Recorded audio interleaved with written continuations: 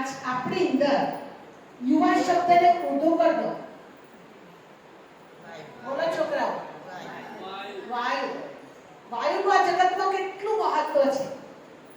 Corona વખતે oxygen નતો મળતો તો કેટલા લોકોએ પોતાના પ્રાણ ગુમાવ્યા. એ ભારતની ભૂમિ પર આપ સૌ યુવાનોનું જબરજસ્ત મહત્વ છે. આપ સૌ યુવાનો ખાલી શરીરથી યુવાન છો એટલું નહીં, પણ આત્માથી બી યુવાની બતાવવાની છે. યુવાની શેની અંદર બતાવવાની છે? દેશની રક્ષા માટે બતાવવાની છે, કુટુંબની રક્ષા માટે બતાવવાની છે, સમાજની રક્ષા માટે. અને આ યુવા શક્તિ ધારે તે કરી શકે છે. એક નદી જ્યારે પાડોમાંથી આવે છે ને ત્યારે બહુ થનગનાટ કરે, બહુ થનગનાટ કરે. કેટલા મોટા મોટા પર્વતોને પણ પોચી કાઢે. અને એ નદી જ્યારે સમતલ જગ્યા ઉપર આવે ત્યારે એકદમ સાયલેન્સમાં નદી રહે. અને સાયલેન્સમાં જ્યારે રહે છે તો બે બાજુ, નદીના બે બાજુ શું બનાવે? કિનારા બનાવે. કેમ કિનારા બનાવે? જો નદી ઉપર બે કિનારા ના બનાવે તો એ નદી કલ્યાણકારી ના બને, ખેડૂતોને મદદરૂપ ના બને, જીવ જાનવરોનું પાણીને પીવા લાયક ના બને, પણ એ નદી વિનાશકારી બની જાય અને ખેડૂતોને નુકસાન કરે.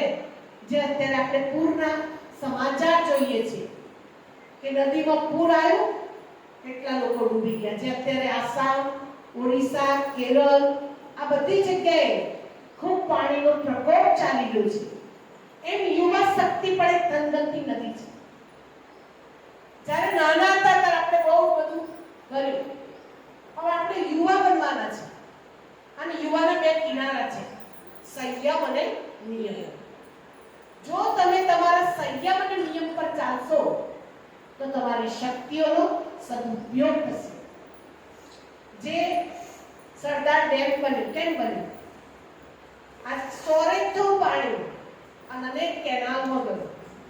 જ્યાં જ્યાં નહેર છે ત્યાં શું છે? નહેર છે.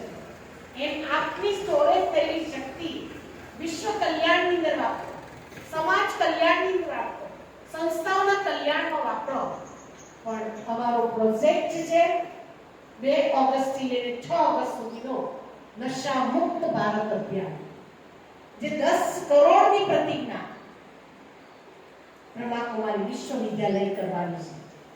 આજે વિશેષ આપ સૌ યુવાનો પણ વ્યસનથી બગડી ન જાઓ, નશાથી તમારા જીવનને નુકસાન ન કરો. કેમ કે નશો એ નાશનું ઋણ છે. આજે આપણે વધારે પ્રવચન નહીં કરીશું, કેમ કે તમારી સ્કૂલમાં વહેલું શું કરવાના છે? આવવાના છે.